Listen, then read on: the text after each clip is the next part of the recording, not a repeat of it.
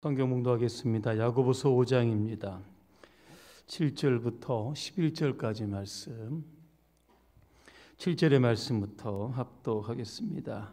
그러므로 형제들아, 주께서 강림하시기까지 길이 참으라. 보라, 농부가 땅에서 나는 귀한 열매를 바라고 길이 참아 이른 비와 늦은 비를 기다리나니, 너희도 길이 참고 마음을 굳건하게 하라. 주의 강림이 가까우니라. 형제들아, 서로 원망하지 말라. 그리하여야 심판을 면하리라. 보라, 심판주가 문 밖에 서 계시니라. 형제들아, 주의 이름으로 말한 선지자들을 고난과 오래 참음의 본으로 삼으라. 보라, 인내하는 자를 우리가 복되다 하나니, 너희가 욥의 인내를 들었고 주께서 주신 결말을 보았거니와, 주는 가장 자비하시고 긍휼히 여기시는 이시니라. 아멘. 오늘 인내라고 하는 주제로 말씀을 드리겠습니다. 할렐루야. 아멘. 옆분과 인사하겠습니다. 인내하는 자가 복이 있습니다. 잘 인내하시죠, 집에서? 예. 저도 열심히 노력하고 있습니다. 그래야 가정이 편안해집니다. 그죠? 이 모소라고 하는 대나무가 있다고 합니다. 중국에서 이 대나무를 심었는데요, 농부가 1년이 지나도 이게 안 자라는 겁니다. 2년, 3년, 4년까지도 그대로입니다. 5년쯤 돼서야 자라기를 시작을 하는데, 여러분, 대나무는 이 마디에 생장점이 있는 거 여러분 아실 겁니다. 하루에도 1m씩 크는데 이게 6주 만에 15m를 이렇게 큰 겁니다. 농부는 그 대나무를 잘라다가 팔아서 큰 부자가 됐다고 합니다. 여러분, 이 모소라고 하는 대나무가 이 5년이 지나 6주 만에 15m까지 자랄 수 있었을까? 그 이유가 있습니다. 이 대나무는 싹을 내기 전에 땅 속에 있는 뿌리가 사방으로 이 수십 미터 이렇게 뻗어나간다고 합니다.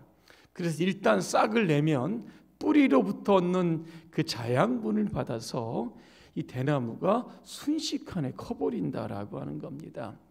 만약 이 농부가 한 4년쯤 돼서 왜 이렇게 대나무가 안 자라나, 그래서 만약에 이 대나무를 다 뽑아내고 땅을 갈아엎었다라고 하면 아마 5년 뒤에 있을, 그죠? 이 큰 수확을 아마 얻지 못했을 겁니다. 5년이란 시간을 기다렸기 때문에 그는 결국 부자가 될 수 있었던 겁니다. 그리스도인의 덕목 중에 하나가 바로 인내입니다. 국어 사전에 인내를 이렇게 정의해 놨습니다. 괴로움이나 어려움을 참고 견디는 것이다 그랬습니다. 한자로 보니까 참을 인자에다가 견딜 내자 이렇게 쓰는 겁니다. 여러분, 참을 인자가 이름 어떻게 생겼습니까? 사람이 마음 심자 위에다가 칼도자의 모형으로 생긴 겁니다. 인내하면 칼이 그냥 자기의 마음을 베어내는 것처럼 참 고통스럽습니다. 근데 그것을 참아내고 견디는 것이 바로 인내다라고 하는 겁니다. 신약 성경에 보니까 인내라고 하는 이 원어를 보니까 마크로두미아 이렇게 표현이 되어 있는데, 이는 두 단어를 합성한 겁니다.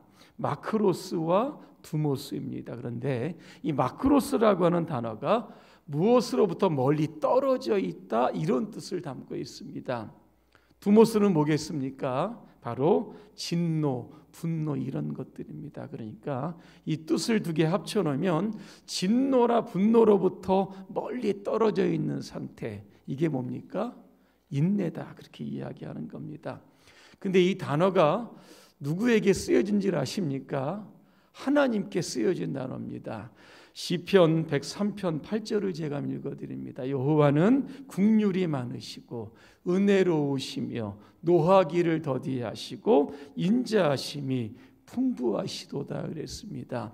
범죄한 인간을 향한 하나님의 진노가 급박하게 내리는 것이 아니라 그 안에는 노하기를 더디하시고 우리를 사랑하시는 그 인자하심이 풍성하기 때문에 기다리시고 또 기다리시는, 회개하고 하나님께로 돌아오시기를 기다리게 하시는 하나님의 인내의 마음이 바로 여기에 담겨져 있는 겁니다. 리차드 포스터는 현대인의 3대 적이 있는데 이렇게 이야기합니다. 소음과 조급함과 번잡함이다, 그렇게 이야기를 합니다. 사람은 원래 자연의 소리를 들어야 되는데 여러분, 아침부터 저녁까지 참 시끄러운 소음 소리를 듣고 살아갑니다. 눈을 뜨자마자 여러분 시끄럽고 저녁에 잘 때까지 뭐가 시끄러운지 시끄럽습니다. 그러다 보니까 사람이 신경질적으로 변하고 날카로워지고 성격이 막 조급해지는 겁니다. 여러분, 식당 가면 줄이 이렇게 쭉 서 있는 맛집들 많이 있습니다. 보셨을 겁니다. 요즘 뭐 식당 예약하기도 힘든데 동성로만 나가면 줄을 쭉 서 있습니다. 저는 여지껏 식당에서 줄 서서 먹어본 적이 없습니다. 인내심이 없기 때문에 안 먹고 말지 뭐 다른 음식을 그렇게 먹는데, 이런 문화가 바로 인스턴트 문화입니다. 여러분, 성격이 급한 사람들은 줄 서서 못 먹습니다. 어디로 갑니까? 편의점에 갑니다. 그러면 1분 안에 여러분 라면을 다 드실 수 있습니다. 치킨도 드실 수 있고 짜장면도 있고 밥도 있고 없는 게 없습니다. 전자레인지에 들어가면 한 3분이면 기가 막히게 요리가 여러분 나옵니다. 인스턴트 이게 문화는 인내하지 못하는 겁니다. 참지 못하는 게 바로 요즘 시대의 문화가 아닌가 그렇게 생각합니다. 그런데 우리 어머니 세대는 참 잘 참으셨습니다. 여기도 이제 그런 세대분이 많이 있는데 왜 그랬을까 그렇게 생각해 보니까 뜸 문화 때문에 그렇습니다. 여러분, 뜸 들인다 그런 거 아시죠? 옛날에 무쇠솥에 밥을 장작으로 떼갖고 하게 됩니다. 제일 중요한 것은 뜸입니다. 뜸이 이 밥의 맛을 결정을 하는 겁니다. 뜸 문화는 기다리는 문화고 인내하는 문화, 견뎌내는 그런 문화인 것 같습니다. 이처럼 인생은 참는 겁니다. 사람에 대해서도 좀 참아야 되고 환경에 대해서 좀 참아야 되고 어려움에서도 조금 참아야 하는 겁니다. 근데 참 참는 거 쉽지 않습니다. 그래서 오늘 야고보 기자는 3명의 어떤 우리에게 샘플을 보여주고 있습니다. 첫 번째가 누굽니까? 농부입니다. 농부처럼 인내하라. 7절입니다. 농부가 땅에서 나는 귀한 열매를 바라고 길이 참는다. 이 말씀을 뒤집어 읽으면 이렇게 되는 겁니다. 길이 참지 못하면 귀한 열매를 얻지 못한다 그랬습니다. 농부가 봄에 이제 좀 있으면 이제 씨를 아마 땅을 갈아서 씨를 아마 뿌릴 겁니다. 언제 추수합니까? 한 달 뒤에 추수합니까? 보통 가을 정도에 추수를 하는 겁니다. 어떤 일이 있어도 가을까지는 기다려야 추수할 수 있는 겁니다. 시간이 필요한 겁니다. 또한 오늘 농부가 기다리는 것이 있습니다. 뭘 기다립니까? 이른 비와 늦은 비를 기다린다. 당시 이스라엘은 이른 비, 늦은 비가 있는데 이른 비라고 하는 것은 파종 직전에 내리는 비입니다. 그래서 한 10월 달 정도에 내립니다. 늦은 비가 있습니다. 추수 전에 내리는, 보통 4월에서 5월 달에 내리는 비를 갖고 늦은 비라고 합니다. 농부는 이 비를 기다려야 합니다. 왜? 하나님이 주실 때까지 기다리는 겁니다. 그래야 열매를 맺을 수 있기 때문입니다. 신명기 11장 14절에 보니까 여호와께서 너희의 땅에 이른 비와 늦은 비를 적당한 때에 주시리니 너희가 곡식과 포도주와 기름을 얻을 것이다, 그렇게 말씀합니다. 농부는 가을까지 기다려야 되고 하나님이 비를 주실 때까지 기다려야 하는 겁니다. 귀한 열매가 하루아침에 맺혀지지는 않는다라고 하는 겁니다. 시간도 필요하고 땀도 필요하고 기다림이 필요한 겁니다. 그래서 농사는 인내로 짓는다, 그런 이야기가 있습니다. 우리의 삶도 아마 마찬가지인 것 같습니다. 참고 기다리고 인내하면 그만큼 하나님께서 보상의 열매를 주시게 되는 겁니다. 두 번째는 선지자처럼 인내해야 합니다. 여러분, 선지자들은 누굽니까? 하나님이 보내신 사람들입니다. 그들의 임무가 무엇입니까? 하나님이 주신 말씀을 선포하는 사람들입니다. 구약에 보니까 선지자들이 많이 나옵니다. 시대별로 많이 나오는데 선지자들이 외쳤던 공통적인 메시지가 있습니다. 뭡니까? 회개하라는 겁니다. 회개하라. 하나님께로 돌아오라. 그렇지 않으면 하나님이 하늘의 문을 닫는다 그랬습니다. 주변 나라들로부터 이스라엘을 또 침략하게 만든다 그랬습니다. 여러 가지 전염병이나 역병이 돈다고 또 말씀하고 있습니다. 이런 메시지를 전하는 것이 바로 선지자입니다. 그런데 백성들은 회개하라 뭐 이런 거 듣기 싫어하는 겁니다. 어떤 걸 좋아하겠습니까? 축복이나 형통이나 뭐 잘 되는 거, 성공 이런 메시지를 좋아하는 겁니다. 그래서 당시에 구약 시대의 백성들이 선지자가 메시지를 전하면 여러분 어떻게 반응했는지 아십니까? 이사야 30장 10절을 제가 한번 읽어드립니다. 그들은 예언자들에게 입을 열지 못하게 하고 이렇게 말했다. 너희는 우리에게 옳은 것을 말하지 말고 우리에게 듣기 좋은 말을 하고 거짓된 것을 예언하라. 이렇게 이야기를 한 겁니다. 예를 한번 들어보겠습니다. 구약의 예레미야 선지자 여러분 아실 겁니다. 눈물의 선지자로 그렇게 정평이 나 있습니다. 유다가 바벨론의 포로로 끌려가게 됩니다. 그때 예레미야가 뭐라고 이야기했냐면 70년이 돼야 포로로 끌려갔던 백성들이 이스라엘 땅으로 돌아온다 그렇게 말씀합니다. 그러니까 기다리라는 겁니다. 거기서 결혼도 하고 자식도 낳고 70년을 어쨌든지 거기서 견뎌내라는 겁니다. 그런데 그 당시 하나냐라고 하는 선지자, 성경에 보니까 거짓 선지자라고 되어 있는데 뭐라고 이야기했냐면 포로로 끌려간 이스라엘 백성들 2년 만에 돌아온다 그렇게 이야기를 합니다. 여러분, 백성들이 어느 선지자를 좋아하겠습니까? 당연히 하나냐를 좋아하는 겁니다. 그래서 왕과 백성들이 이 예레미야를 옥에 가두기도 하고 산채로 구덩이에 막 집어 던지기도 했던 겁니다. 왜? 죽이려고 했던 겁니다. 이렇듯 선지자들이 고난과 고통을 받았음에도 끝까지 견뎌냈다는 겁니다. 신약에 와보면 여러분 스데반 집사님을 여러분 아실 겁니다. 복음을 전하다가 결국 재판에 회부가 됩니다.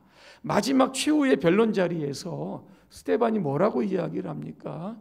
당신들이 예수님을 죽였다. 회개하고 구원받아라. 이게 마지막 변론입니다. 그때 백성들이 마음에 찔려 이를 갈았다 그랬습니다. 그리고 귀를 막고 큰 소리를 지르면서 돌을 들어서 스데반을 향해서 던졌다 그랬습니다. 영혼을 구원하는 메시지가 선포되는 동시에 스데반은 돌에 맞아 죽었다.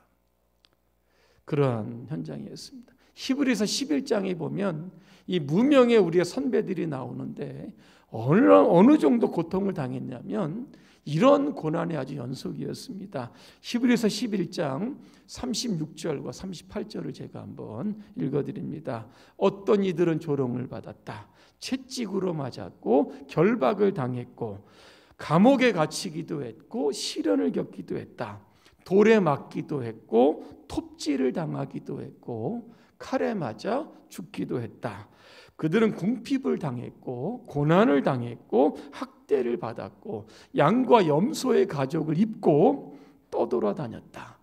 세상은 이런 사람들을 맞이할 곳이 되지 못했다. 그래서 그들은 광야와 산과 동굴과 땅굴을 헤매며 살았다. 이렇게 되어 있습니다. 신앙 때문에 끝까지 그들은 견뎌냈던 겁니다. 야고보는 이러한 선지자들과 믿음의 선배들의 예를 들으면서 고난이 있어도 참아라 그렇게 이야기를 합니다. 여러분, 왜 우리가 교회 일을 하기도 하고 전도를 또 하기도 하고 하나님의 나라 일을 하다 보면 때한이게 욕을 먹을 때도 있습니다. 요즘도 그렇고 여러분 그럴 때마다 절대로 낙심하지 마시길 바랍니다. 왠지 아십니까? 마태복음 5장 10절입니다. 의를 위하여 박해를 받는 자는 복이 있나니 천국이 그들의 것입니다. 마태복음 24장 13절입니다. 그러나 끝까지 견디는 자는 구원을 얻으리라 그랬습니다. 여러분이 잘 아는 시가 있습니다. 삶이 그대를 속일지라도 슬퍼하거나 노여워하지 말아라. 슬픈 날에는 참고 견뎌라.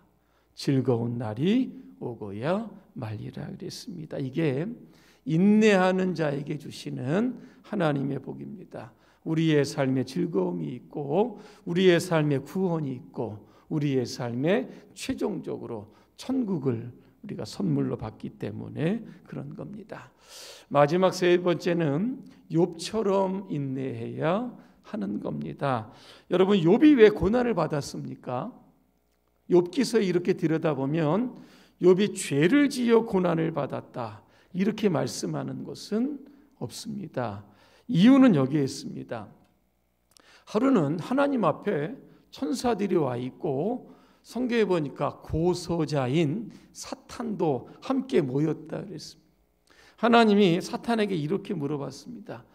내가 어디서 왔느냐 그랬더니 땅을 두루 돌아다니다가 왔다는 겁니다. 그때 하나님이 사탄에게 이렇게 이야기합니다.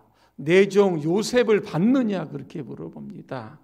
그는 진실하고 정직하여 악을 멀리하는 사람이다 그렇게 이야기합니다. 그때 여러분 사탄이 뭐라고 이야기했는지 아십니까? 욥이 하나님을 섬기는 데는 그만한 이유가 있는 겁니다. 하나님께서 그의 가정에, 그의 재산에, 그의 자녀들을 잘 되게 해주셨기 때문에 하나님을 잘 섬기는 것이지 까닭 없이 욥이 하나님을 잘 섬길 이유가 어디에 있겠습니까? 이렇게 이야기를 합니다. 그때 하나님이 뭐라고 이야기하십니까?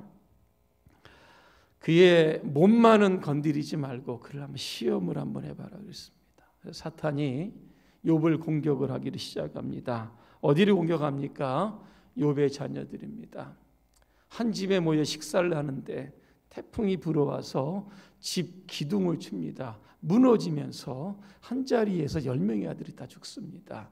그 많은 가축들 다 다른 사람들에 의해서 다 빼앗김을 당하게 됐던 겁니다. 여러분 이 정도만 돼도 아마 울고 불고 야단을 칠 겁니다.